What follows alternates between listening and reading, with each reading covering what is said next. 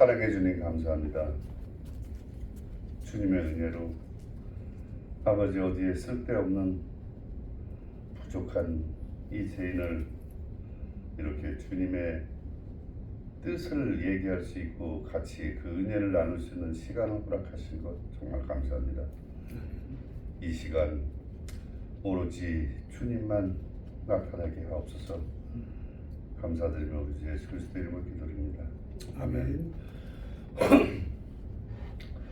우리 교수님이 디모데전서도 하라고 하셔서 제가 3장을 공부를 했습니다.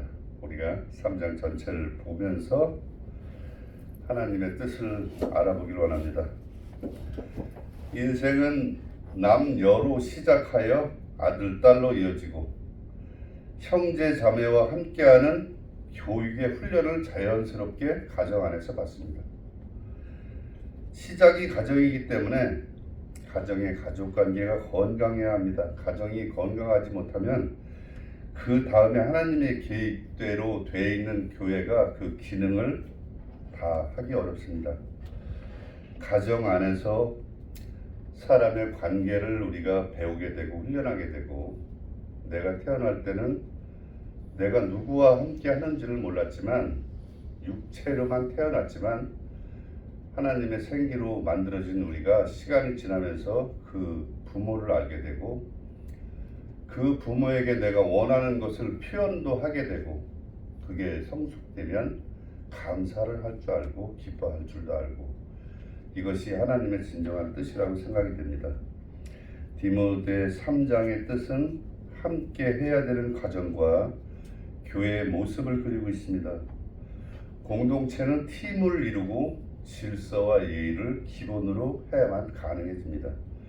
선과 악의 두 갈래인 세상에서 하나님은 시작부터 태초에 이미 선과 악의 두 갈래 길에서 사람들이 스스로 선을 선택하고 하나님을 바라보는 그런 사람을 원하고 그렇게 계획하고 진행했다고 생각이 됩니다.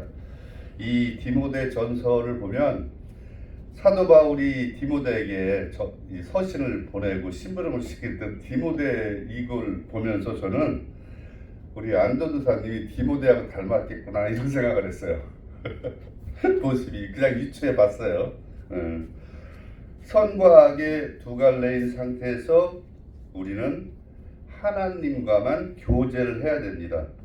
그런데 이 세상을 하나님이 만드시고 하나님이 창조하셨는데 악한 세력이 그 사명을 열심히 감당하다 보니까 이 사람들이 이 세상이 원래 악의 세상인가? 그래서 악이 원래 정답인가? 라고 혼돈하는 세상을 살기 시작하고 있는 거예요. 그래서 우리는 하나님의 은혜로 하나님의 뜻을 배우고 익히면서 교제의 첫 번째는 말을 하는 것입니다. 대화하는 훈련을 우리가 사람 관계에 소통하는 도구로 쓰는 것인데, 그 성령은 말을 하게 하고 악령은 말을 하면 다투고 오해하게 만듭니다. 우리 믿는 사람들은 성령의 도우심으로 기뻐하고 감사하는 사람들의 모임, 공동체, 이걸 구성하고 살아야 되게끔 만들어져 있습니다.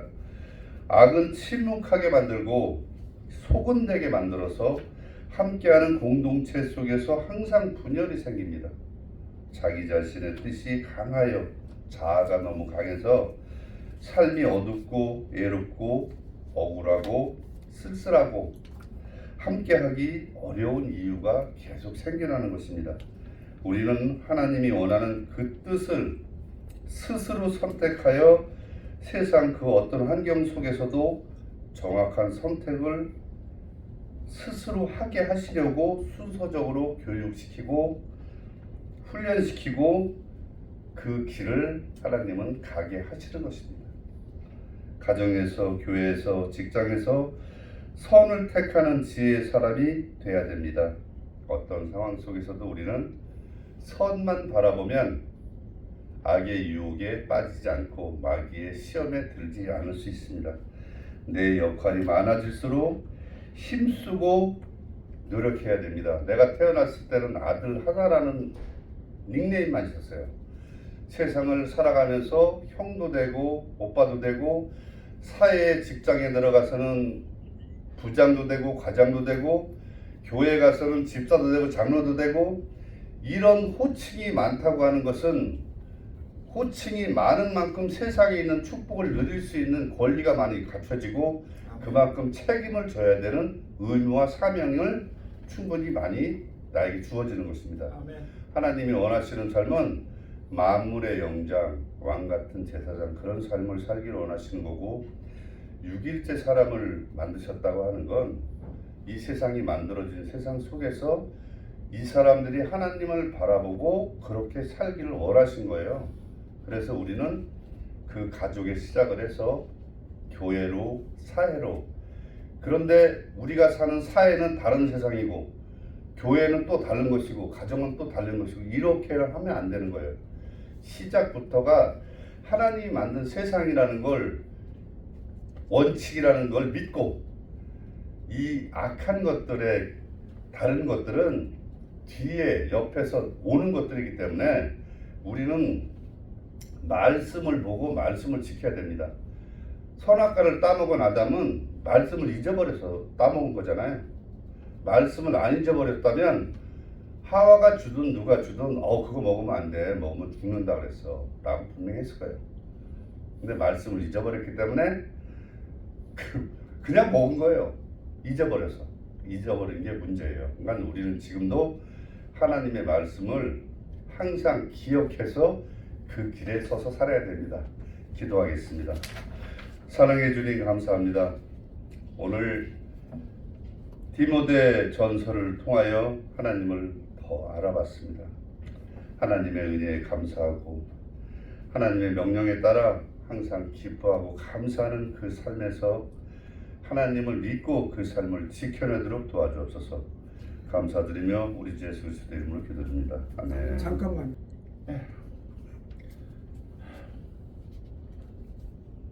조직 신학 대해서 설교를 하고자 합니다. 성경 본문을 얘기해. 기도하시겠습니다.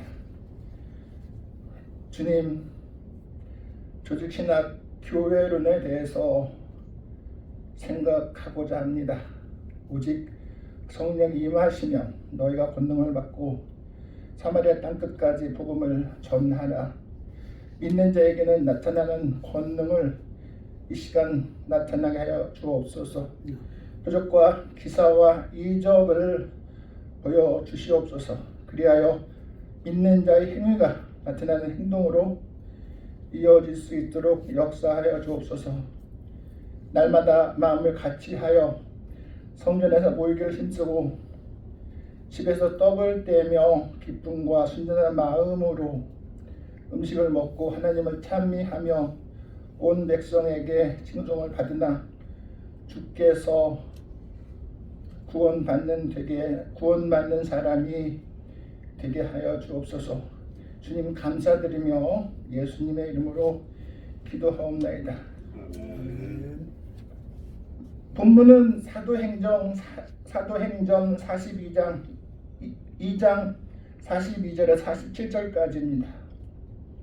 42절 말씀. 그들이 사도의 가르침을 받아 서로 교제하고 떡을 떼며 오로지 기도하기로 힘쓰니라. 사람들이 두려워하는데 사도들로 말미암아 기사와 표적이 많이 나타나니 믿는 사람이 다 함께 있어 모든 물건을 서로 통용하고 또 재산과 소유를 팔아 각 사람의 필요에 따라 나눠주며 날마다 마음을 같이하여 성전에 모이기를 힘쓰고 집에서 떡을 떼며 기쁨과 순전한 마음으로 음식을 먹고 하나님을 찬미하여 또 온 백성에게 칭송을 받으니 주께서 구원 받는 사람을 날마다 더하게 하시느니라. 아멘. 아멘.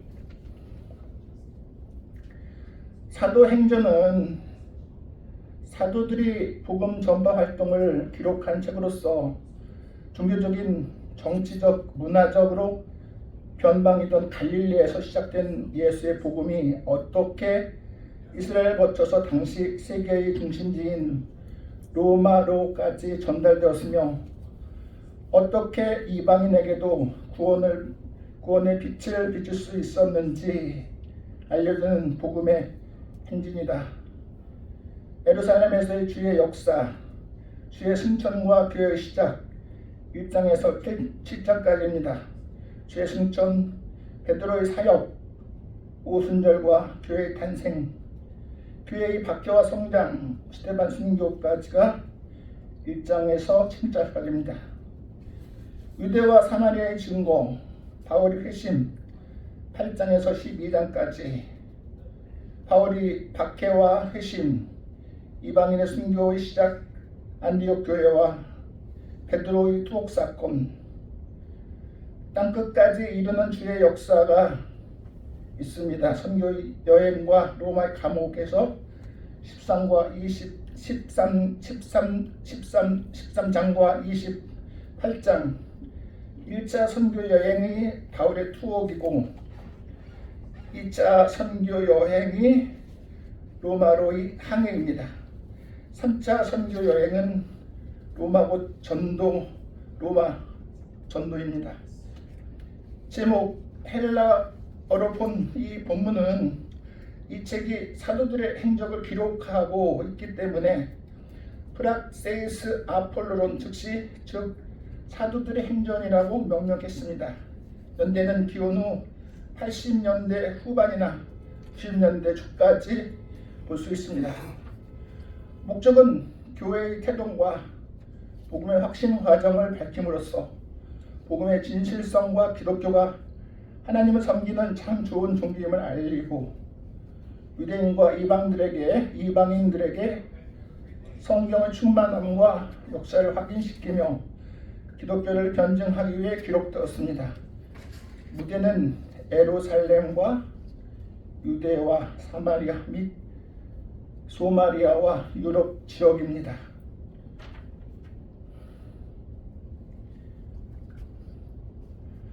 하나님을 부르심을 받은 사람들이 반드시 알아야 할 것들이 있습니다. 세상에는 불확실한 확실한 것들이 있습니다. 불확실한 것들이 어떨 때는 정말 확실한 것처럼 보일 때가 있습니다. 확실에 대한 확신이 없기 때문입니다. 역사가 그러합니다. 확신이 없으면 다 그것이 그것 같다 보입니다. 기독교 역사는 더욱 그러합니다. 믿음이 없이는 기쁘시게 못하나니 오직 믿음에 의해서만 구원을 받을 수 있는 것이다. 간혹 실수를 범해 잘못된 길로 갈지라도 언제가 회심 즉 회개로 다시 구원함을 받을 수 있는 것입니다. 오늘날 진리는 여러 개로 각기 다른 주장을 합니다. 진리는 오직 한 가지입니다. 특별히 신앙 및 신학사조의 경계선이 불분명해져가는 혼탁한 시대에 그래서 개혁신학을 반대하는 계몽주의, 경험주의 진화론에 대한 심각한 반대론에 직면해 왔습니다. 항상 선과 악은 존재합니다. 선이 아니면 다 악입니다. 선은 기독교진 개혁사상의 성경적인 선이어야 합니다. 개혁신학의 정의는 영혼 구원과 하나님의 주권적인 은혜와 권능을 강조하는 초자연적인 기독교 신학사상입니다. 개혁신학은 종교개혁에서 비롯된 것이며 존 칼빈의 종교개혁이 신학사상을 구심점을 삼아 발전하는 신학적 사상과 정신을 의미합니다. 개혁신학에는 파란 개혁신학과 청교도 개혁신학의 두 가지 흐름이 있습니다.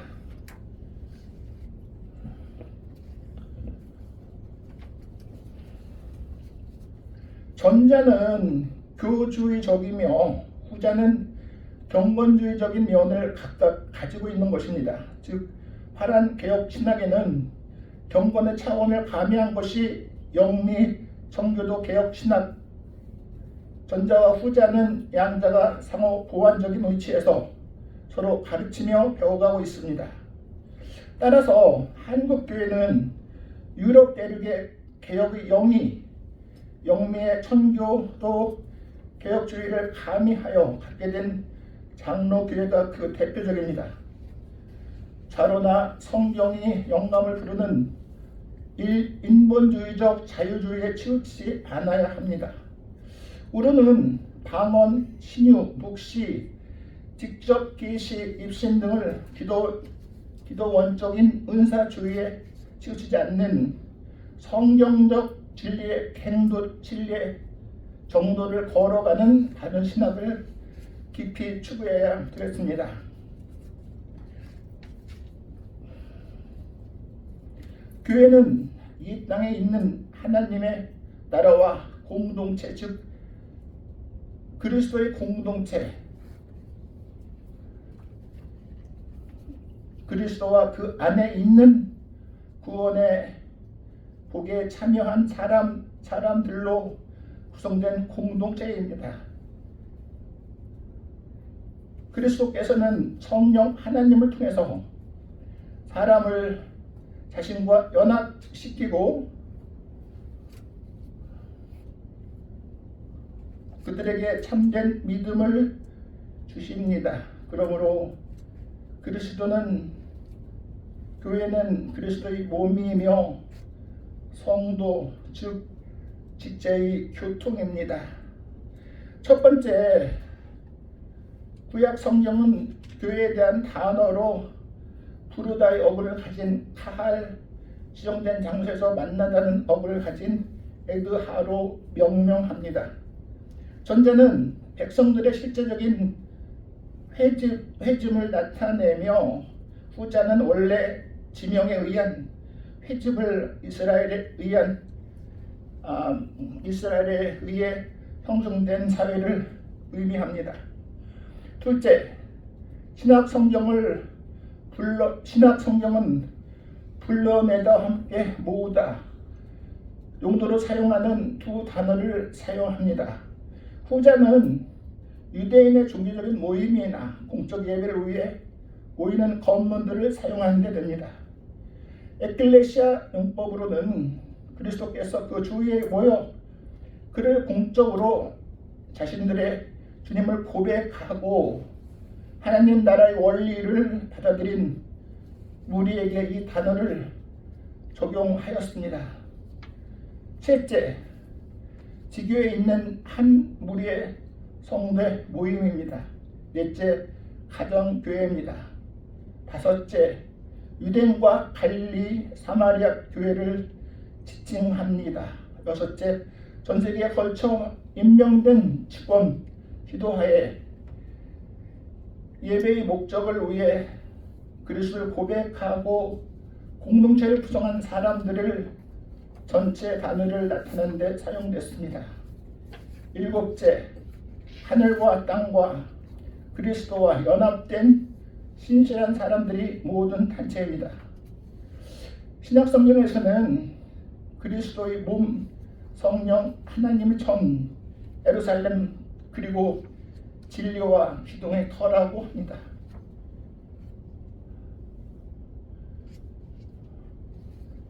마무리를 하겠습니다. 교회는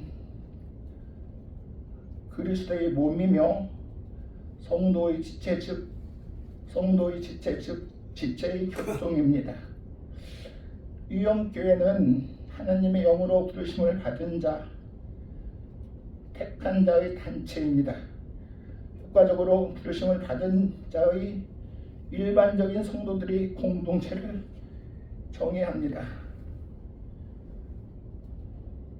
그리스도 안에서는 하나님을 예비하기로 고백하며 세례로 이 신앙을 시작하고 성찬에 참여함으로써 규류와 자선에서 일치점을 증거하며 하나님의 말씀에 동참하고 그 말씀이 전도를 위하여 그리스도가 정하신 성직을 유지하는 우리들의 모임입니다. 기도하시겠습니다.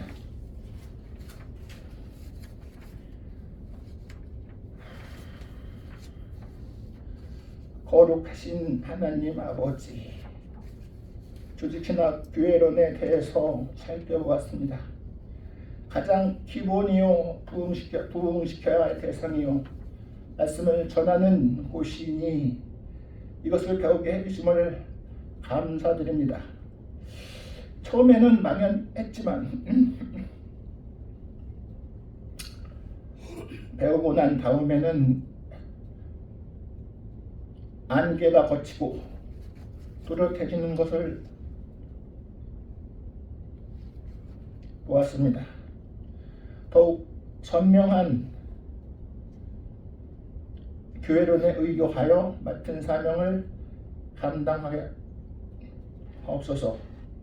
감사드립니다. 주님 거룩하신 예수님의 이름으로 기도하옵나이다. 아멘. 아멘. 오늘 이제 저희가 이걸 좀 더 집에 가서 좀 자세히 읽어보고 오늘 이제 발표하신 것들을 잘 봤어요. 우선 장점이 뭐냐면 목소리가 두 분이 참 좋으세요. 목소리가 말씀을 전하는 자는 음성이 원래 선천적으로도 물론 좋아야 되겠지만 후천적으로도 노력에 의해서 호흡법을 통해서 또 이 발성법을 통해서 자신의 목소리를 어떻게 정화시키고 좀 더 명확하게 할 수 있는가, 그리고 또한 그 발음에 관한 문제, 이것이 매우 중요합니다. 그래서 그 의사의 전달 방식이 매우 중요하거든요. 그래서 두 분이 목소리가 매우 명쾌하고 맑고 그리고 굵습니다. 그래서 이 의사 전달하는데 굉장히 좋은 면을 갖고 계십니다. 좀 더 여기서 잠시 총평을 통해서 제가 이제 말씀드리고 싶은 것은 항상 맨 먼저 본문 그리고 제목 그렇게 들어가시면 좋겠어요. 그러면 이 회중에 앉아 계신 분들은 본문을 어디를 바탕으로 써 있는 말씀이신지 잘 알아야 되기 때문에 그렇게 하면 되겠죠. 앞으로 그렇게 하시면 되겠습니다. 그래서 이제 계속 이렇게 학기마다 발표를 하신 분들은 그 익숙하고 또 처음 하신 분들은 또 익숙하지 못하니까 그건 충분히 제가 이해를 합니다. 앞으로 그렇게 하시면 좋은 방법이 되겠다 이런 생각이 듭니다. 네, 그리고 이거는 이제 제가 좀 더 자세하게 읽어보도록 하겠습니다. 두 분의 그러니까 오늘 발표하신 것의 장점은 한 분은 말씀에 중점적으로 본문에 중점으로 하셨고 한 분은 신학적인 관점에서 그걸 보셨어요. 그렇다면 그것을 두 개를 합쳐보면 더욱 좋지 않겠는가? 두 가지를 본문을 먼저 엑세시스하고 본문을 공부하고 거기에 바탕으로 해서 신학적으로 발전하면 그 결론을 맺으면 참 좋겠다. 두 분의 이 오늘 발표가 내용이 합해지면 참 좋겠다 그런 생각을 했어요. 네, 그렇게 참고를 하시길 바라겠습니다. 자, 그러면 우리 오늘 이제 강의를 들어가겠습니다.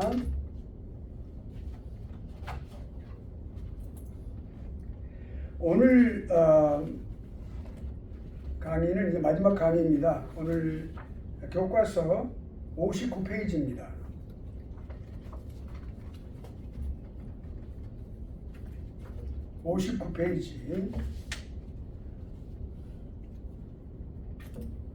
네.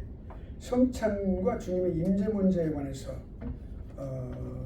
우리가 좀 더 자세하게 말씀을 드리는데 이제 우리가 이제 성찬의 마지막 부분에 지금 이르렀습니다. 그 그리스도께서 어떻게 성찬을 우리가 행할 때, 성찬 예식을 행할 때 어떻게 그리스도께서 임재하시는가, 어떻게 임하시는가, 이게 매우 중요하죠. 우리가 주님과 주님을 뵙고 주님과 함께하는 그런 시간이기 때문에 매우 중요합니다. 그러면 그것이 이제 우리 사람들은 먼저 여러 가지를 먼저 이렇게 내용을 많이 연구를 합니다.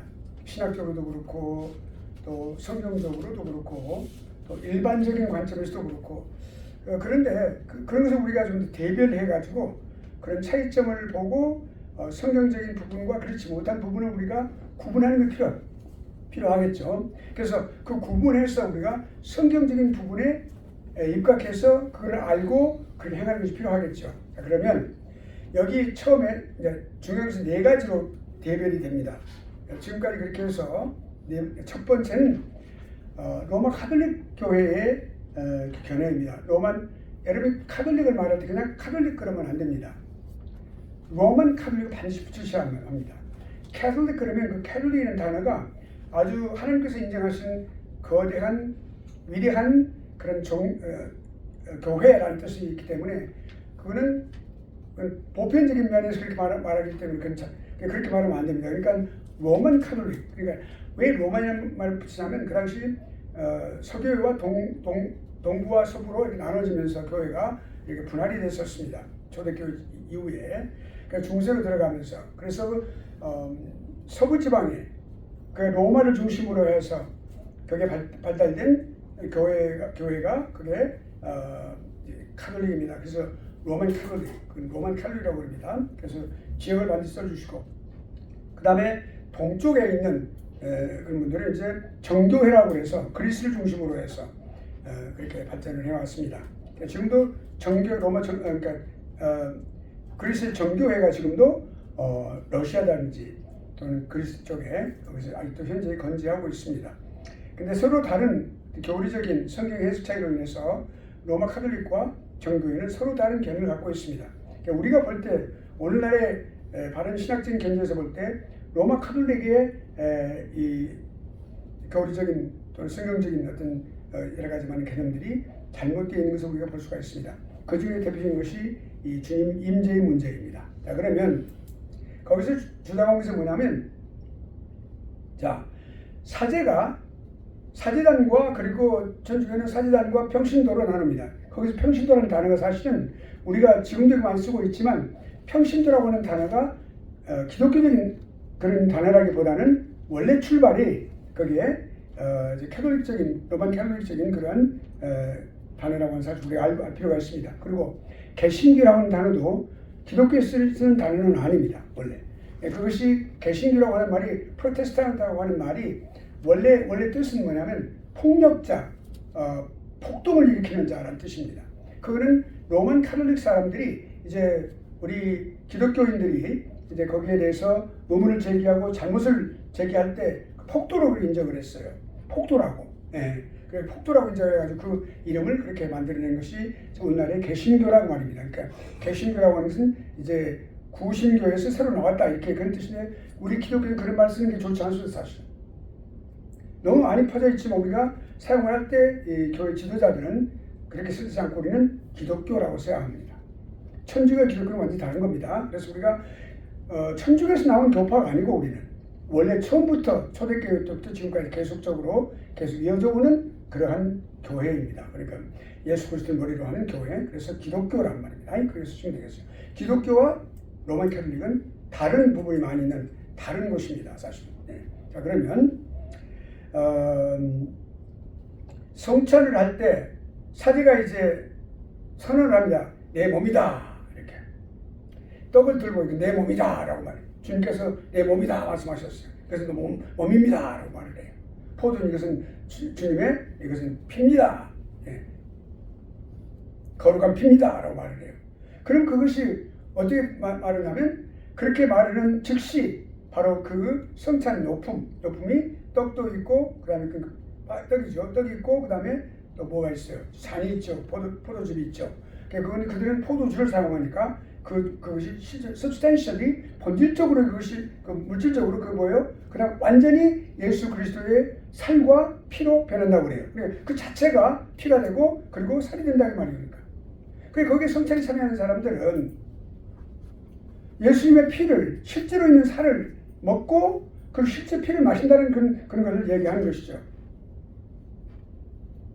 transubstantiation, 그러니까 transition, 그러니까 뭡니까? transubstantiation, 그러니까 뭡니까 이게? trans라고 하는 것은 뭐냐면 완전히 변화된다. 우리가 transcript 또는 우리가 이렇게 완전히 바꿔지는 거, 다르게 변화되는 거, 이걸 말하는 것이죠. 그러니까 substantiation이라고 하는 말은 변화되는 걸 말해요. 본질적인 변화를 말하는데 substantiation이란 말이 거기다가 trans라는 붙이면은 접두가 붙어가면은 그게 완전히 변화된, 바꿔지는 거 이렇게. 그러니까 완전히 그 요품 자체가 예수님의 피와 진짜 피와 그리고 살로 바꿔진다는 것이죠. 이 문제는 여기서는 굉장히 큰 문제를 안고 있습니다. 이 이론이 뭐냐면, 그러니까 그 원래는 이것은 내 몸이다라고 주님께 말씀하셨어요. 그러니까 그 말을 그대로 성경 해석을 직선적으로, 그러니까 직설적으로 해석을 해서 문자적으로만 해석을 한 거죠. 문자적인 해석이 있고 또 의미를 내용을 파악을 해서 해석하는 방법이 있는데, 이거는 문자적으로만 생각하면 문자 그대로 말이죠. 예. literal, 그러니까 interpretation이라고 해서 문자적으로만 해석하는 거예요. 이게 잘못이죠, 그러니까. 자, 그러면 육체를 갖고 계신 주님께서 제자들 앞에서 지금 딱 들고 계신 거예요. 떡을 딱 들고 계시는, 이 떡이 내 몸이다. 그러면 어떤 오류가 생기냐면, 모순이 생기냐면, 몸을 갖고 계시는 주님께서 예수님의 몸의 한 부분인 살을 들고 계신다는 그런 뜻이 나와버리는 거예요. 그 잘못이죠. 그렇죠? 이건 내 몸이다 그러셨으니까, 변한다고 그러셨으니까, 변했으니까, 예수님 몸이 갖고 계시는데 그 몸과 똑같은 살을 들고 계신다는 그런 아주 잘못된 미묘한 그런 오류를 가게 된다 그 말이에요. 피도 마찬가지예요. 이거 내 피다 그러셨어요. 너를 위하여 흘리는 나의 피다 그러셨어요. 그러면 예수님은 지금 예수님 자신이 피를 갖고 계시는데, 몸이 인성이 말이에요. 인성으로 갖고 계시는 거예요. 근데 인성으로 갖고 계신 주님께서 그 주님 자신의 피를 잔에다 들고 계시는 격이 된다고 말이에요. 그건 잘못이죠. 그 잘못이니까. 그러니까 이 화치설이라고 하는 거, transubstantiation이라고 하는 이 말은 절대로 그건 잘못된 것이다. 예, 그렇게 되는 것을 말하고, 그 다음에 또 성경은 떡을 떡이라고 말하지, 주님께서 말하는 것은 그것을 그렇게 내가 내 몸을 상징하는 것이다라고 주님께 말씀하신 거예요. 내 몸을 가리키는 것이다라고 말씀하신 거예요. 이거 자체가 내 몸이 아니고, 몸의 내 조각이 아니고, 내 몸을 가리키는 것이다. 내 몸을 의미하는 것이다. 이것도 너희들이 포도즙을 대할 때, 성찬의 포도즙을 대할 때, 그것이 곧 나의 피를 말해주는 것이다 라는 말씀이에요. 그걸 잘못 해석한 것이죠. 그러니까 또 물체라고 하는 것은 그 자체가 떡은 떡대로 있는 거예요. 그렇게 말했어도, 사제가 그렇게 말을 했어도 떡은 떡대로 있는 거죠. 그것이 예수님 살같이 변해야 되지 않겠어요? 예. 썰을 수 있고 가위를 자를 수 있는 살로 변해야 될 거 아니에요. 근데 변하지 않는다면 떡은 그대로 있는 거예요. 떡을 떠서 주는 거예요. 알겠죠? 그러니까 본질적인 어떤 변화가 없다는 거예요. 예, 안 되는 거예요. 오케이. 자, 의식행위죠. 네, 그러니까 또 냄새도 달라져야 되고 맛도 달라져야 되겠죠. 예수님이 살맛이 돼야 되겠고 피가 되겠죠. 이건 정말로 이건 무음한 말이에요. 그렇게 된다 그러면 로만 캐릭 같이 되면 무음한 말이 결과가 되는, 예수님 어떻게 먹고 마시냐 이 말이에요. 큰일 납니다. 큰일 나지요. 있어서는 안 되는 일이죠. 우리 식인종입니까? 아니죠. 점잖게 아니죠. 네, 그 다음 두 번째, 루테는 여기서 발전을 해가지고 공제설이라 그랬어요. 그러니까 여기다 칸이라고 하는 말을, 칸, substantiation 말은 substantiation 똑같아요. 이렇게 변화됐다. 그렇게 그것을 어떻게 해요? 가치 있다. 그러니까 예수님의 떡도 있고 잔도 있고 예수님의 살도 있고 예수님의 살도 거기에 피도 위에 아래 그 안에 속해 뒤에 다 있다. 아멘. 아니 근데 이건 잘못된 거예요. 아멘 아니에요. 같이 있다고 그랬어요. 같이 있다고. 그러니까 이건 떡은 떡대로 있고 예수님의 살이 그대로 같이 존재한다. 아니 이게 가치라는 그 의미예요? 아니면 함께 존재한다 거기. 그건 아니죠. 그렇지. 그러니까 저는 그 뜻은 아닙니다. 있을 전자를 써가지고 같이 존재한다 이렇게 말해요. 그건 잘못이에요. 그러니까 consubstantiation 잘못됐단 말이죠. 이것도 그냥 별로 그렇게 노만 캐톨릭을 벗어나지 못한 말이다. 자, 그러면 그래서 이것도 안 되는 거예요. 그러니까 예수님께서 오케이, 내가 있는데 내 몸이 그냥 전부 다 그냥 나는 여기 있는데 전부 다 그냥 이 우주에 편만하고 있다. 그냥 너희 내 조각 너희들 너도 먹을 수 있고 너희들 저기 있으면 내 조각 저걸 먹을 수 있고 안 된다 말이야. 갈 수 있다고 그 아니 잘못된 생각. 그것도 해석을 잘못된 것이다 말이죠. 자 그러면 자 주님께서 하신 말씀이 그럼 뭐예요?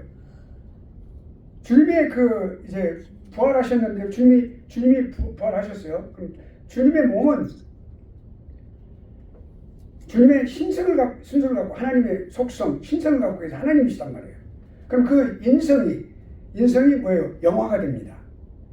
주님의 인성은 달라요, 우리와 달라요. 그러니까 피를 흘리셨지만 그로 그렇게 부활해서 인성은 어느 한 인성은 우주 전체에 이렇게 편재할 수가 없어요. 하나님은 우리 안에도 계시고 성령으로 계시지만 이 우주 표만에 계시거든요. 어디가 계시거든요. 그 편재라고 그래요. 그러니까 편재라고 그러는데 예수님 인성은 편재할 수 없어요. 그건 거기 갈 수 있다라고 하는 것을 말해준 잘못된 해석을 가져오는 것이죠. 이 공제설이라고 하는 것이. 그래서 이게 루터도 잘못했어요. 그 다음에 이제 스윙글리는 종교 개혁자입니다. 훌륭한 종교 개혁자인데 이분이 이 성찬 요품에 관한 예수 그리스도의 임재에 관해서 주님의 그 임재에 관해서 하나의 견해를 밝혔는데 그것이 기념설이에요. 기념설인데 그러니까 주님의 성찬에 있어서 그 뜻이 뭐냐? 예수 그리스도의 제의를 위해서 그 십자가에서 행하신 모든 것들을 기념하는 것에 불과하다 그렇게 말했어요. 그 절반은 맞아요. 그 아멘은 절반은 맞아요. 그 절반은 왜 틀리냐 말씀드릴게요. 그러니까 결국 이 주인글리는 성찬이라고 하는 것은 예수 그리스도의 죽음을 기념하는 표에 불과한 것이다. 상징에 불과한 것이다 라고 말을 했어요. 그거 아니에요. 그건 절반은 맞아요. 그건 맞아요. 근데 많은데 100% 맞지 않다 이 말이죠. 그러니까 우리 신앙이 그렇다고 하는 고백을 하는 건데 자 그런데 그건 뭐냐면 그것이 결국엔 그거는 부족한 점이 있어요. 왜 부족한 점이 있는지 말씀드릴게요. 개혁주의에서 견해가 뭐냐면 영적 임재설이 이 모든 것을 다 완전히 다 올바르게 바로잡고 그리고 아우르고 정상적인 그러한 주님의 임재설을 온전히 우리에게 보여주고 있는 것이에요. 칼빈이 그 세 가지를 다 반대하고 위에 지금 그러니까 화채설, 공제설, 기념설 세 가지를 다 반대했어요. 기념설은 조금 더 가까웠지만 그래도 역시 반대받아야 돼요. 그래서 그래서 뭘 말하냐면 그리스도는 성령에 의하여 영으로 임재하신 것이다. 아멘. 그건 진짜 아멘이죠. 진짜 그 100% 아멘. 그러니까 영적 임재설인 것이 영적으로 임재하시니까 목사님이 기도하지요. 아버지 하나님, 성령 하나님께서 이 성찬의 요품에 임재하여 주옵소서. 딱 한마디 그렇게 기도했을 때 성령이 딱 임재하시는 거예요. 임재하시고 더 깊은 의미가 있는 거예요. 아주 깊은 의미가 있는 것이 성찬에서 나는 기쁨, 함께 누리는 기쁨이 있는 거예요. 그게 영적인 심리적인 교통, 하나님과의 교통, 성령님과의 그 교통이 여기 있는 거예요. 그게. 그러니까 이 성찬을 믿음으로 참여하는 사람들에게 인치심과 보증으로 그렇게 주시는 것이 바로 이게 성찬이에요. 그래서 우리에게 보여주시는 거죠. 그러니까 자 웨스트민스터 기독교 강요하고 사원에서 그리고 웨스트민스터 신앙고백서 29장하고 우리가 보면은 이런 말씀은 우리 고백이 나와 있어요. 또 그분에 거기 갈릭한 신앙고백서라고 바꾸세요. 프랑스 신앙고백입니다. 갈릭 신앙고백서가 뭐 됐죠? 제 교재에 제가 개혁주의 견해에서 갈릭 신앙고백서라고 되어 있어요. 근데 그 갈릭한 신앙고백서예요. 그 원어로 했을 때 이렇게 해서 갈릭한 프랑스 신앙고백서입니다. 프랑스에서 파리 노예가 인정하고 그다음에 전국 기독교 총회에서 인정한 그곳 왕 앙리 4세가 공인을 했던 바로 그 신앙고백서 유명한 신앙고백서예요. 그렇게 했고 그다음에 스코틀랜드 신앙고백서 유명합니다. 존 낙스는 자기 나라에 가서 신앙고백서를 만들었어요. 칼빈한테 배우고 그래가지고 그다음에 벨직 신앙고백서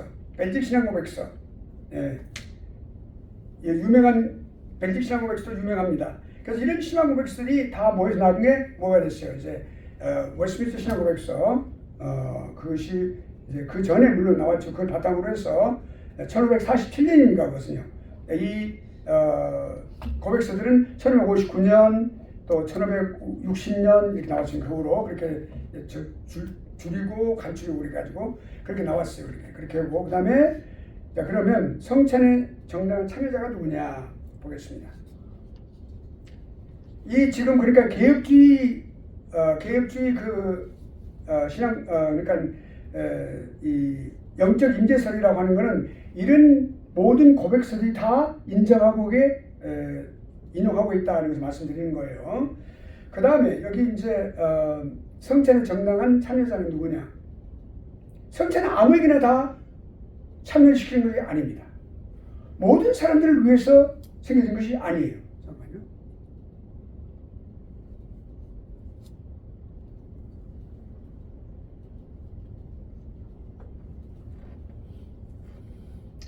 누구를 위해서 이 성찬이 제정되었습니까? 첫째, 신앙을 적극적으로 실천하는 사람. 신앙을 우리 야고보 우리가 이 기자가 이렇게 말을 했어요. 행함이 없는 것은 믿음이 죽었다고 그랬죠. 죽은 믿음이라고 그랬죠. 그러니까 반드시 믿음은 무엇과 관계돼요? 행함과 관계되어 있어요. 그러니까 신앙을 적극적으로 실천할 수 있어야 됩니다. 그렇죠? 그러니까 중요한 그렇게 하는 사람이라 해야 돼요. 알고 있는 것을 그대로 실천할 수 있는 사람. 그 다음에 성찬의 영적인 의의가 뭐냐? 영적인 의미가 뭐냐? 이걸 분명하게 인식할 수 있는 사람이라 해야 돼요. 인식 못하는 어린아이들은 참여 못해요. 세례를 한 사람들이 유아 세례 받은 어린아이들은 못해요.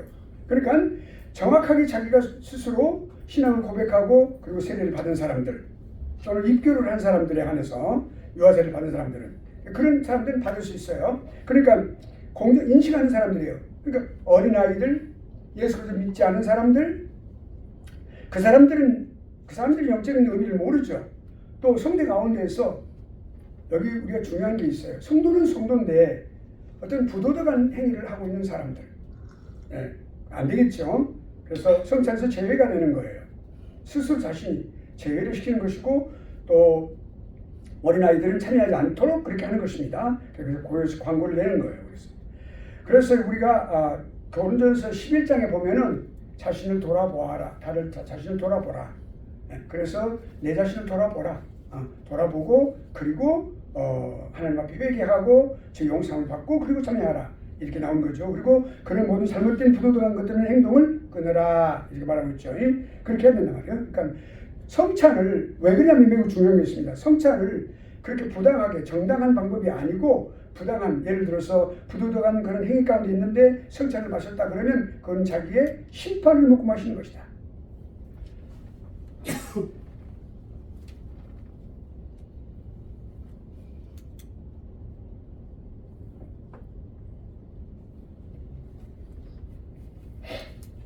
자 그러면 매우 중요하죠. 그래서 우리가 이제 악에서 떠나야 된다. 아까 우리가 선과 악에 대해서 우리가 발표하실 때도 두 분이 다 말씀을 다 하셨어요. 선과 악이에요. 그러니까 아니면 선, 악 아니면 선, 억이 아니고 악입니다. 그래서 그것을 잘 해야 되겠다 이렇게 생각을 하죠. 그러니까 성찬이라고 하는 것이 은혜 수단인 이유는 반드시 만찬에 나와서 신앙의 강화가 되는 것이다. 하나님께서 그러니까 은혜의 세 가지 요소가 뭐라고 그랬죠? 은혜 베푸신 요소 첫째 말씀, 성례, 성례는 성찬과 세례예요. 두 가지. 그 다음에 세 번째 뭐예요?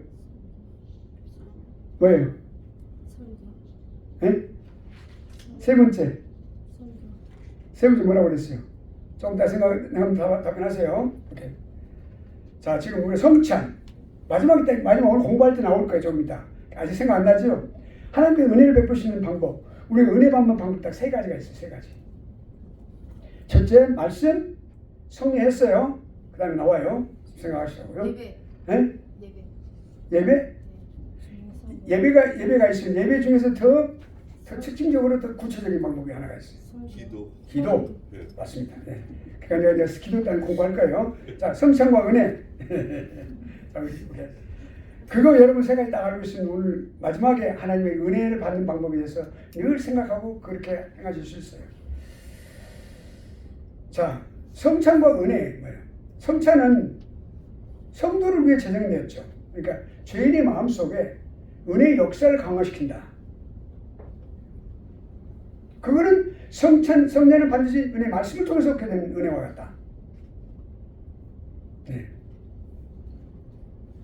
자, 그러면 이제 그렇게 우리가 알 수가 있고, 그런 어떤 그 하나님의 은혜가 그리스도 밀접한 관계 속에서 이루어지는, 그래서 외적인 것은 말씀이고 또 성찬 예식이고, 그리고 또한 기도는 자기가 스스로 하는 것이 내적인 것이 되겠습니다. 그래서 그런 내적인 외적인 그런 방법이 있어요. 자, 그러면 은혜의 수단으로서 기도를 들어가서 오늘 마지막 강의가 여기 있습니다. 이제 기도는 은혜의 세 번째 수단이에요. 하나님께 은혜 베푸신 방법 세 가지. 뭐 다른 방법이 있다고 자꾸 그렇게 외치는 사람들이 있어요? 아니, 없어요. 딱 세 가지. 예, 힘적인 방법으로 자꾸 하려고 생각하는 거죠. 그러면 안 되겠죠. 그래서 우리가 신비주의 또는 우리가 어떤 이단, 잘못된 길로, 격길로 가는 거죠. 제각기 다른 길로 가는 거예요. 그렇게 하는 세 가지. 자, 그러면 여기 이제 기도의 의미를 한번 봅시다. 기도는 뭐냐? 기도라고 하는 것은 우리 영혼이 말이죠. 근데 그 영혼이 누구예요? 믿는 사람의 영혼입니다. 믿지 않는 사람은 기도의 통로가 막혀 있어요. 왜? 그의 영혼이 훼손되어 있어요. 하나님께 주신 그 형상이 완전히 부패되어 있어요. 그래 죽어있는 영혼이에요. 살아있지만 사람은 살아있죠. 밥 먹고 운전하고 다니니까 살아있죠. 그러나 그 영혼이 죽어있는 거예요. 거듭나야 된다면 새롭게 살았다고 말이에요. 다시 살았다고 말이에요. 중생이라면 다시 살다고 말이거든요. 거듭난다면 다시 났다고 말이에요. 그러니까 죽어있어요. 그러니까 살아있는 영혼이고요. 예수 그리스도 믿는 사람. 예수 그리스도 믿는 사람의 영혼이 하나님과 갖는 대화예요. 근데 이건 여러분이 너무 많이 교회에서 많이 있는 걸 우리가 설교 들으셨을 거예요. 여기 확인하는 거예요. 자, 그러면 기도는 우리가 아뢰는 것과 우리가 듣는 것이 있어요.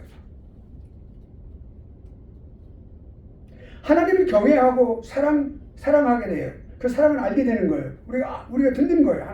하나님께 경외하고 싶은 우리가 하나님의 그 원대하신 하나님의 그 놀라우신 amazing God's existence, 하나님의 그 위대한 원대한 하나님의 존재하심이 모든 걸 다 할 수 있단 말이에요.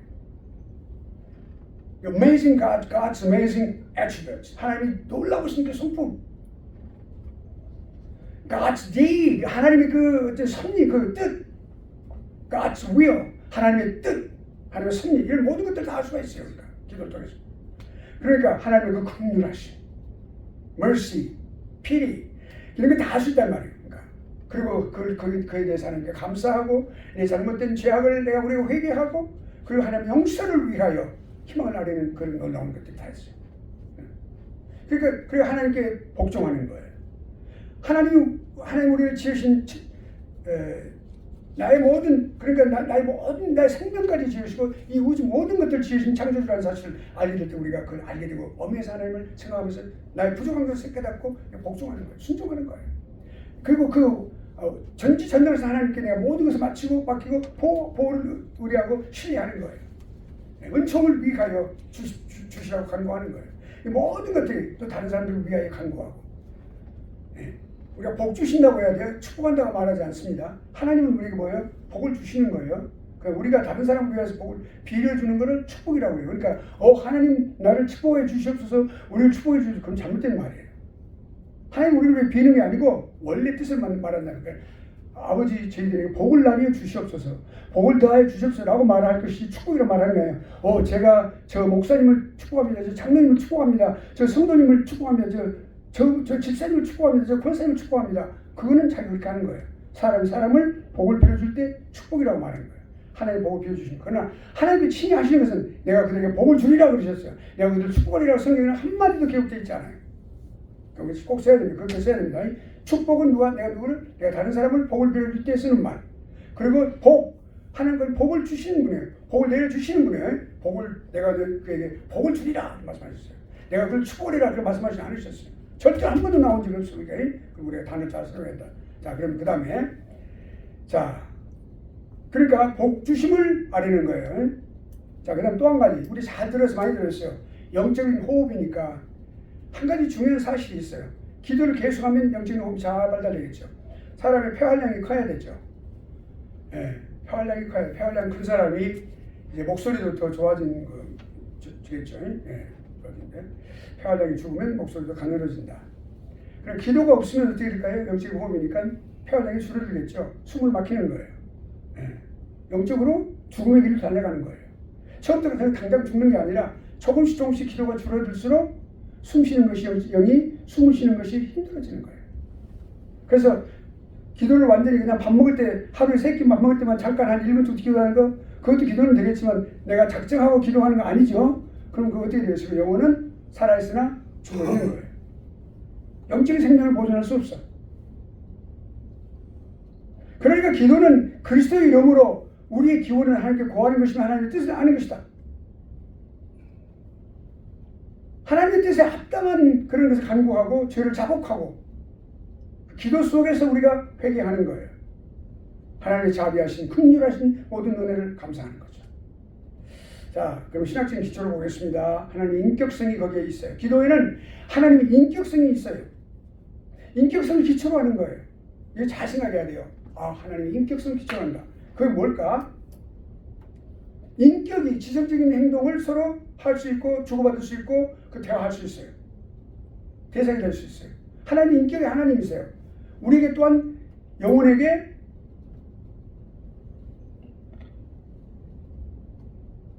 하나님의 형상을 주셔서 인격자가 되게 하셨어요. 우리 이생의 존재로 특별히 하나님의 형상을 우리에게 주심으로써 우리 영혼이 인격체인 우리 인격체로 우리를 만들어 주셨어요. 그래서 하나님과 대화가 가능한 거예요. 사랑도 주고받을 수 있고 기도가 그래서 가능한 거죠. 다만 단서가 있어요. 예수 그리스도 믿는 믿음으로 중생한 사람만이 가능하다. 그러니까 믿지 않는 사람한테 기도해봐요. 난 못해요. 나 기도가 뭐예요? 나 싫어요. 그런다고. 적시는 사람은 얼굴에 그냥 이렇게 좀 주름살을 많이 잡으면서 싫다고 그러고 그렇지 않은 사람은 나 못해요라고 그러고 소극적인 사람 그렇게 하겠죠. 그래 결과는 똑같죠. 안 한다는 것은 똑같아요. 그러니까 뭐예요? 하나님과 내재성 아까 인격성이라고 내재성 내재성은 안에 계신 내주하심이에요. 내주하심 하나님은 가까이 계세요. 편만하신 온 우리 우주 다 편만해 다 계세요. 근데 피조물은 편지할 수 그걸 편재라고 그래요. 근데 피조물은 편지할 수 없어요. 있는 장소에만 있는 거예요. 지금 우리는 여기만 있어요. 지금 이 시간에. 우리가 또 제2의 임영호가 또 어디 코스면서 저희 집에 가 있을까요? 아니요, 없어요. 한국에 가 있을까요? 없어요. 한 사람은. 마귀 새끼가 저는 마귀 새끼라고 그럽니다. 그 마귀 새끼가 말이죠. 사람을 유혹하기 위해서 여기도 와 있는데도 어디 쭉 돌아다니면서 저기 막 있을까요? 프랑스 파리에 가 있을까요? 파리 에펠탑에 있을까요? 아니 없어요. 거기만 한 군데만 있는 거예요.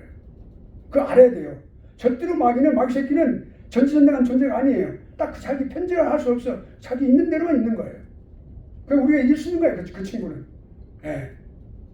마귀 새끼. 영인데도 영인도 마찬가지. 천사도 마찬가지. 제한돼 있나요? 천사도 편지할 수 없어요. 하나님만 오직 하나님만. 이거 잘 알아야 됩니다. 그래서 여러분이 이제 다음 학기 안 들으신 분들은 다음 학기 또 신론을 계속 들으셔야 돼요. 그러면 신론에 가면 하나님의 편재성에 대해서 공부를 하게 됩니다. 그러면 예를 들어서 천사도 마찬가지. 천사도 피조물입니다. 영의 영적인 존재예요. 그래도 거기도 자기가 있는 데만. 그러니까 하나님의 부르심을 받고 마리아에게 내려왔어요. 오신 게 아니라 왔죠. 와가지고 가브리엘 천사가 왔어요. 와가지고 그 메시지를 전할 때 거기만 있었던 거예요. 온 우주에 있는 게 아니고 거기만 와 있었어요. 편지하지 못해요. 하나님만 편지하시는 거예요. 하나님. 알았죠? 그러니까 하나님만 편지하시는 거예요. 성상 하나님만. 우리도 마찬가지. 여기만 있는 거죠. 여기만. 근데 여기만 있으니까 그 도토리 키재기라는 말이 있어요. 우리가 몸이 한 300파운드 된 사람하고 한 150파운드 된 사람 똑같아. 면적은 몇 센치 차이가 없어. 넓이가 그렇게 크지 않아. 거기만 있는 거예요. 거기만. 자기 위치만 끌고 다니는 거죠. 맞습니다. 그렇죠. 그렇게 하면 돼요.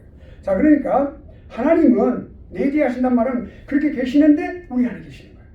성령으로 너무너무 놀라운 일이에요. 그래서 너무 감사하고 정말 이거는 가슴 떨리는 일이에요. 감격하는 일이에요. 성령 하나님도 우리 안에 계시다니. 죄인인 우리 안에 우리를 정화시키고 계시다니. 그 우리 귀를 다 들으시고 말이죠. 지금 제가 하는 말도 다 들으시는 거예요. 너 이런 잘하느냐 못하냐. 임 목사도 잘해 몰래 못해. 너 임 교수는 잘해? 너 잘해 못해. 너 그걸 다 보고 계시는 거예요. 저는 이제 뒤로 떨리는 마음을 하고 있는 거죠. 너 농담같이 하는 것 같이 하지 마. 유머같이 하지 말지. 그러니까 내재하시는 성령 하나님은 특별하신 성품이에요. 네, 하나님만이 갖고 계신 우리가 알 수 없는 놀라운 그런 그 신비예요. 그러니까. 근데 하나님은 그렇게 그냥 계시는 게 아니라 말 없는 탄식으로 우리의 그 모든 것들을 위해서 우리의 모든 것들을 위해서 친히 아버지 앞에 간구하시는 거예요. 그러니까 왜 그러냐면 그것이 성령 하나님은 아버지 영이시잖아요. 예수 그리스도 영이시잖아요. 그 안에까지 다 통달하신다 그랬어요. 그 속을 다 하신다 말이에요. 우리 머리카락도 해보시는 거예요. 여러분이 머리카락 셀 수 있는 방법이 뭔지 아세요? 머리카락을 매일매일 머리카락 치고 그럼 밑에 딱 목욕탕 밑에 내려갈 때 동동원에 뭐 걸려 쫙 치고 그게 여러분 우리 머리카락 셀 수 있는 거예요. 하루에 의학적으로 생리적으로 딱 50개 정도가 빠지는 거예요. 그 정상적으로. 그건 죽은 거예요. 그래서 새로운 것이 나오고. 그러니까 우리는 그것밖에 몰라. 근데 하나님은 우리 머리카락 다 세시는 거예요. 자, 그럼 하나님의 주권성. 우리가 기도 속에는 하나님의 주권이 있어요. 주권을 기억하면서 기도해야 돼. 통제하시고 계시는 거예요.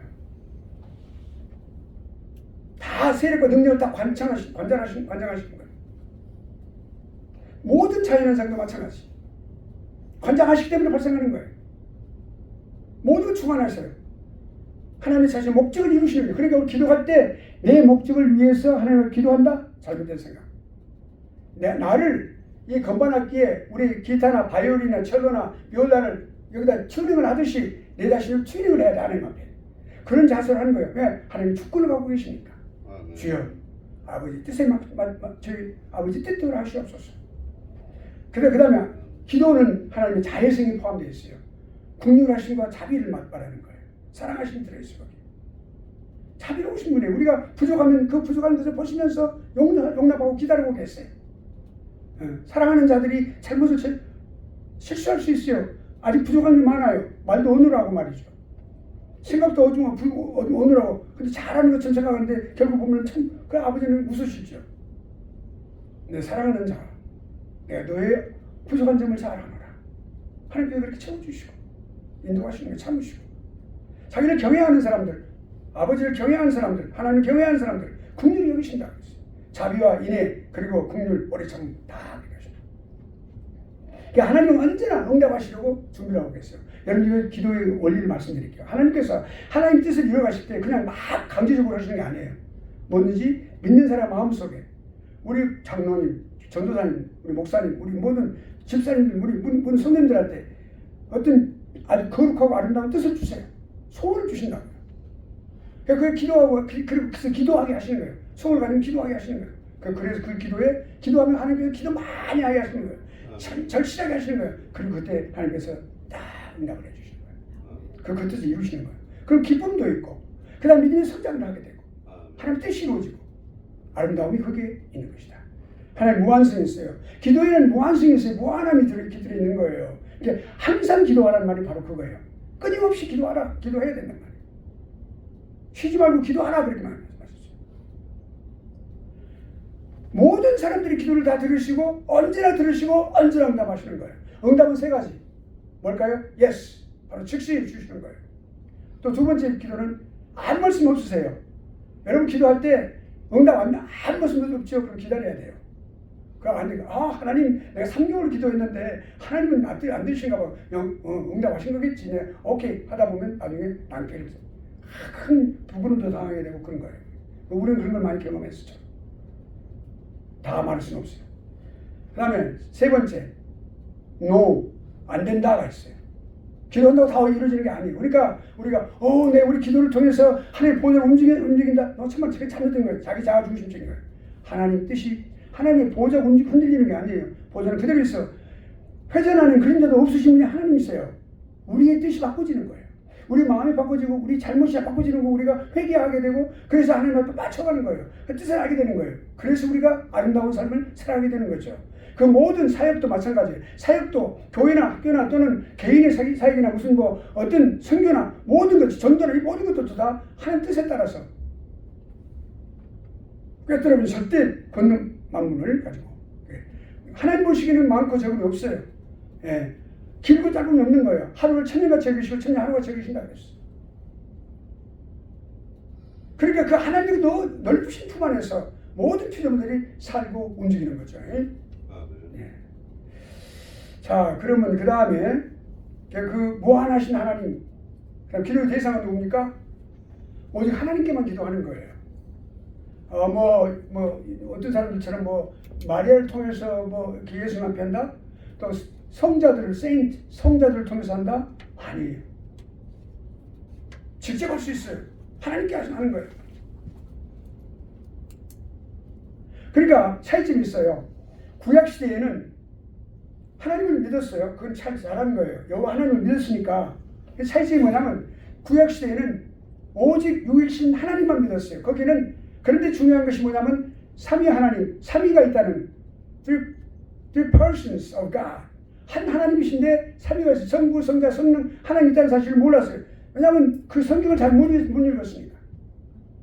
그래서 그냥 유일신 하나님만 가지고. 그러니까 예수님 딱 나와서 성자 하나님 나타나시니까 사람들이 그 뭐라고요? 우리가 세상적으로 말하면 멘탈리 붕괴가 일어나는 거예요. 아니 어떻게 이의가 있어? 하나님 아버지만 있는 거지. 모르는 거예요. 그렇게. 성자 하나님이 계시다는 사실 모르는 거예요. 성령 하나님이 계신다는 사실 모르는 거예요. 영으로 영이시다는 사실 모르는 거였어요. 그러니까 그게 삼위일체 하나님께 드리는 거예요. 우리가 성부, 성자, 성령 하나님께 드리는 거예요. 기도를 드리는 거예요. 그렇죠 우리가. 네. 아시겠죠? 구체적으로 그게 이걸 뭐라 하냐면 신학적으로 중요한 말이에요. 계시의 점진성이라고 말을 해요.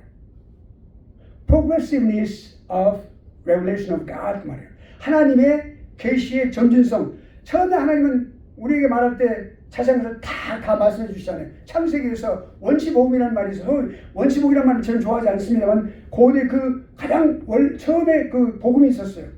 그들에게 옷을 입히시죠. 가죽 옷을 입히셨어요. 아담과 하와에게. 그리고 내보내실 때. 그것이 뭐예요? 양이 죽어야만 피를 흘리면 되겠죠. 피 흘림의 제사가 있게 되는 십자가의 예수 그리스도의 십자가 죽으심을 먼 수천 년 전에 이미 말씀해 주신 거예요. 그래서 처음부터 그걸 자세하게 내 아들 예수가 가서 그렇게 할 거야. 그렇게 하신 게 아니에요. 그것만 보여주신 거예요. 그 점점 자세하게 그 선지자를 통해서 그 모든 그 의인들을 통해서 하나님의 뜻을 점점 계시를 자연스럽게 더 자세하게 그러면서 어디가 클라이맥스가 돼요. 십자가.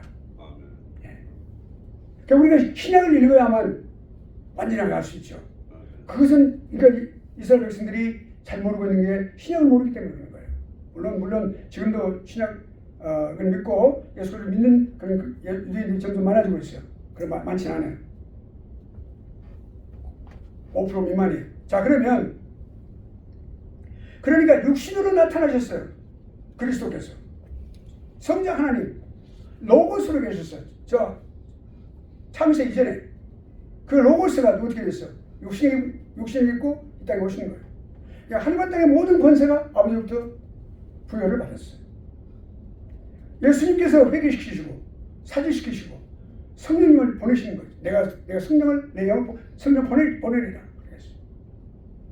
내가 올라가면 보리라 그랬어요.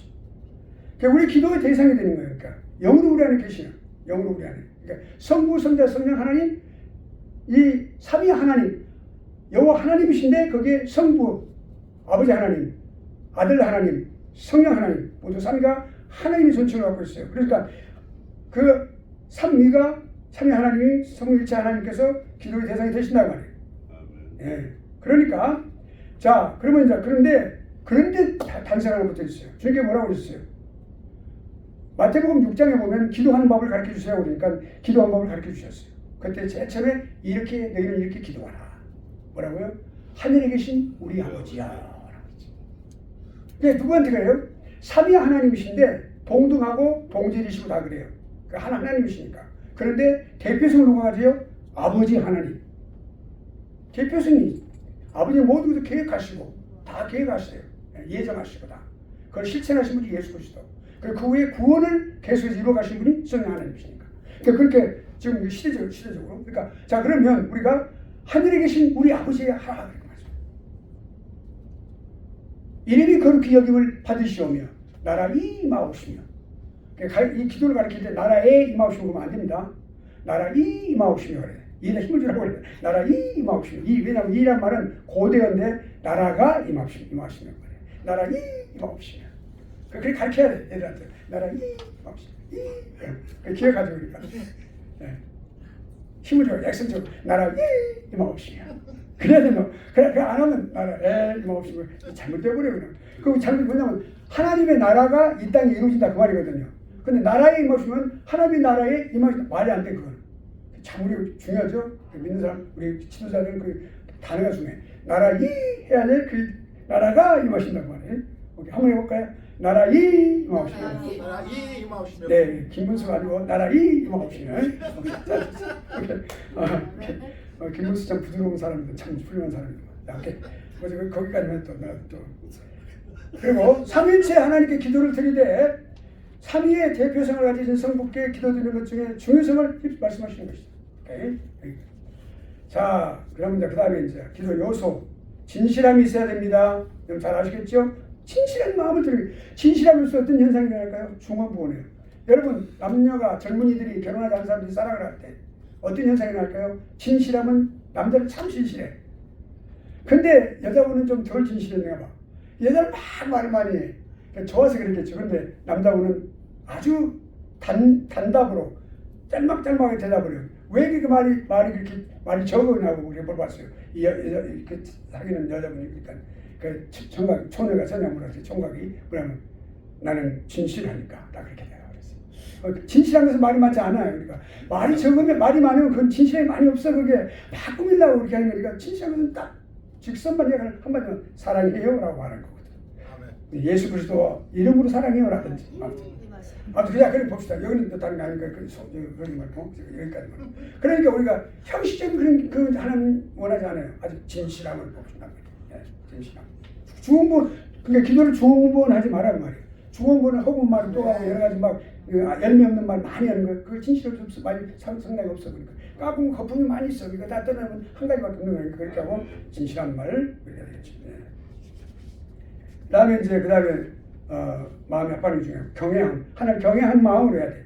아버지 내가요 왜 우수한 사람인데요. 여기 사람들께 제일 우수합니다. 뭐 그러면 되겠어요. 그럼 경외하는 하나님도 나 좀 도와주고 좀 따라다니시면 안 되겠어요. 누가 그랬어요? 그런 사람 있더만 그 마이크 잡고 하는 사람들 그러면 안 되지.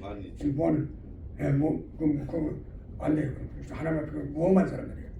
아버지 하나님 경외합니다. 하나님 기뻐하시는 거예요. 하나님 그 경외함을 받으시기를 원하시는 거예요.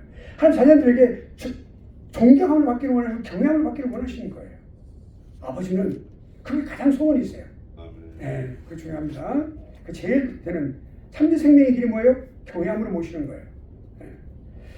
자, 그 다음에 이제 겸손함이에요.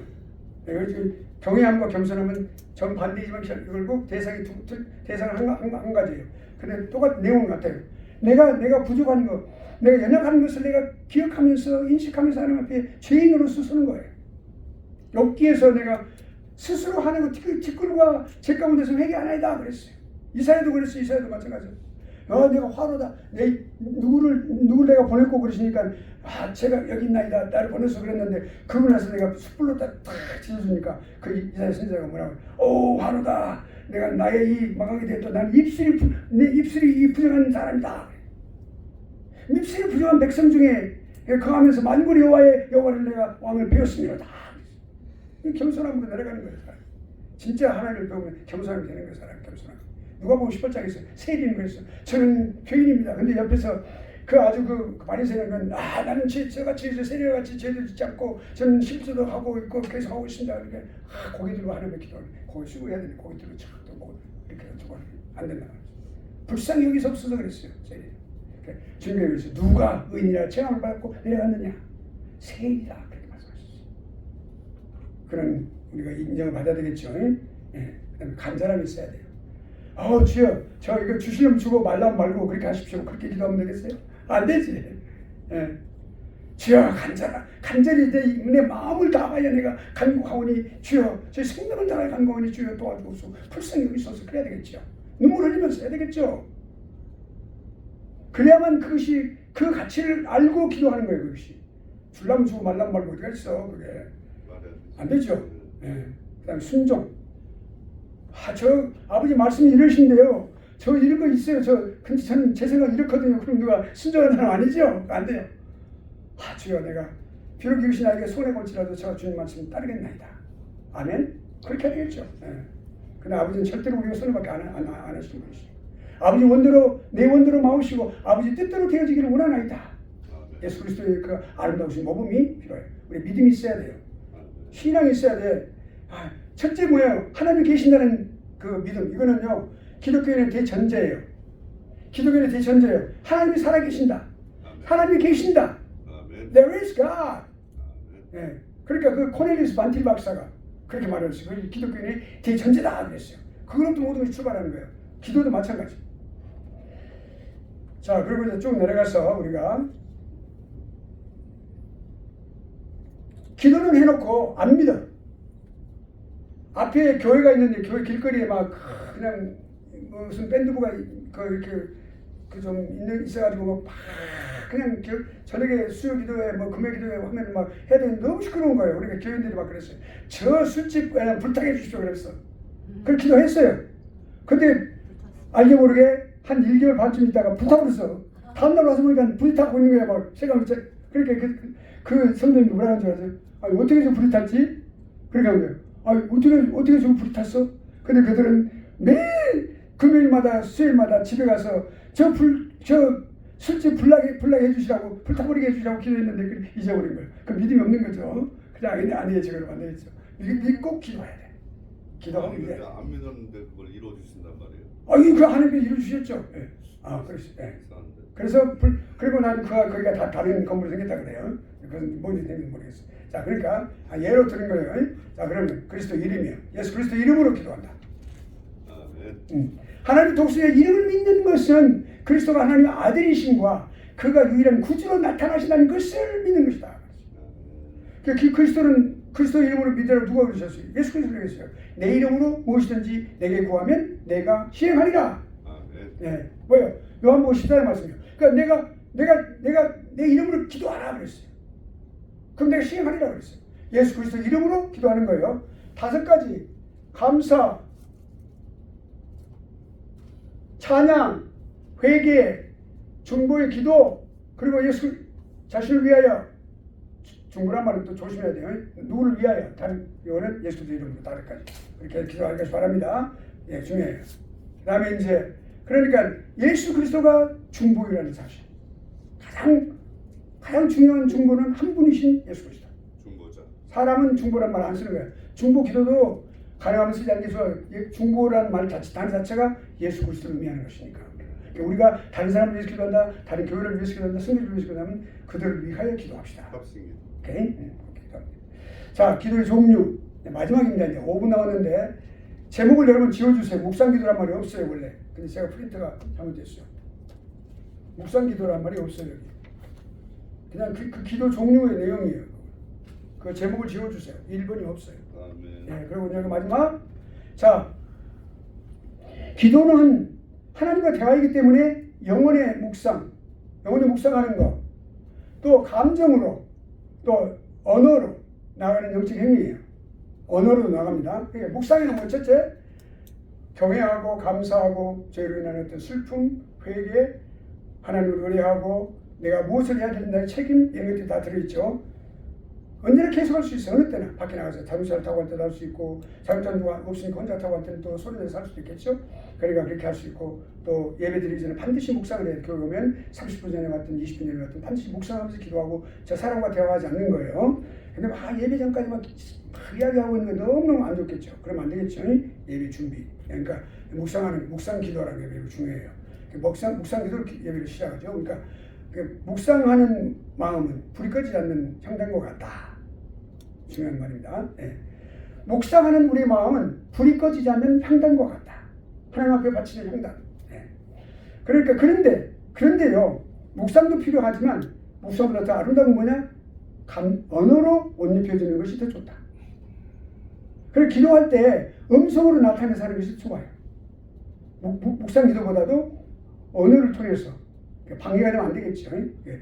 그런 음성을 통해서 기도하는 것이 훨씬 나은 겁니다. 예. 그러니까 기도의 종류에는 은밀한 기도가 있고 가족적인 기도도 있고 공적 예배의 기도. 여러분 대표 기도라는 말 쓰지 마세요. 대표 찬송, 준비 찬송, 대표 기도 아니에요. 그거 다 성경적이 다 틀려요. 준비 찬송이라는 것이 무슨 준비하는 겁니까? 예배 준비하는 겁니까? 아니에요. 찬양부터 예배 들어가는 거예요. 그러니까 찬양을 우리가 부름으로써 예배를 시작하십니다. 그렇게 해야 돼요. 찬양 하신 분은. 그리고 또 마찬가지 기도도 마찬가지. 대표 기도라는 게 없어요.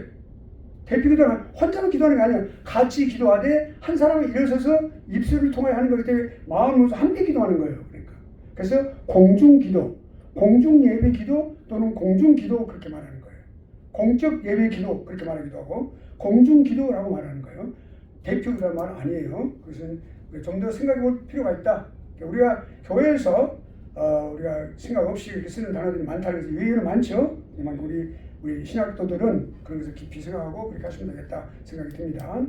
그렇다고 해서 이단이라는 뜻은 아닙니다. 그러나 우리가 올바른 단어 사용을 해서 좋겠다 이런 것입니다. 네. 자, 그럼 이제 마지막으로 은혜로서의 기도는 뭐냐? 하나님께 가까이 하는 거예요. 하나님 은혜를 통하여 하나님 은사를 받고 또 목적으로 함께하는 특징이 있어요. 첫째, 영적인 영향은 뭐냐면 경건한 그런 어떤 영적인 생활을 하게 되는 거예요. 기도를 통하여. 기도가 우리 영적인 생활을 던져주는 거예요. 성결한 성도의 삶. 기도를 통해서 나를 깨끗이 씻음받고 그리고 내가 결심하고 나아가는 거예요. 기도 없이 시작하는 하루와 기도하고 시작하는 하루가 다르다는 여러분 잘 알죠. 체험에서 알 수 있어요. 그 다음에 지적인 영적 능력을 얻게 하는 힘이에요. 영적 능력, 기도를 통하여. 예, 우리 보니까 우리 소망교회 기도 많이 하시더라고요. 그건 참 좋은 일이에요. 예, 그렇게 하고 자, 참석 하시는 분들은 잘 하시기 바랍니다. 성령의 힘은 밀실에서 기도하는 사람에게 임하는 것이다. 성령의 능력은 밀실에서 기도하는 사람에게 임하는 것이다. 그것은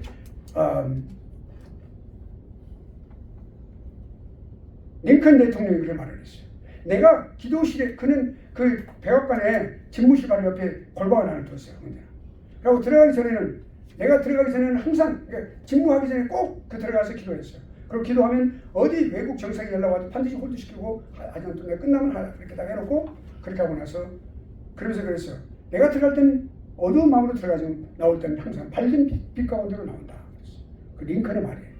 링컨이 그렇게 믿음의 사람으로서 정치적인 지도자도 우리 영적인 지도자도 공부할 수 있습니다. 오늘 여기까지 2025년 봄학기 교회론을 마치도록 하겠습니다. 정확하게 시간은 40분입니다. 네.